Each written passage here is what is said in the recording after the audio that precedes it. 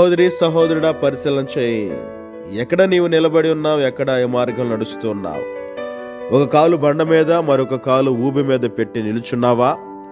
రెండు కాళ్ళు ఊబి మీద పెట్టి నిలబడిన వారితో నీవు సమానంగా ఉన్నావు.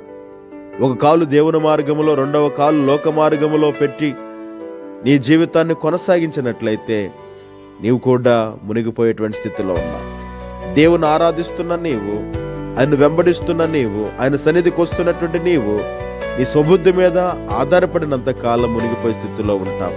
కనుక ఆ రీతిగా ఉండక దేవుని సన్నిధికి వస్తున్న నీవు సంపూర్ణంగా దేవుని మీద ఆధారపడి దేవునికి మహిమకరంగా జీవించినప్పుడు ఆయన నీ మార్గంలో నీ ఉద్దేశం సఫలపరుస్తాడో, ఆయన నిన్ను క్రీస్తు అనే బండ మీద స్థిరపరుస్తాడు. ఆ రీతిగా ఉండడానికి పరిశుద్ధ ఆత్మ దేవుడు నీకు తోడుగా నడిపించును గాక. ఆమేన్.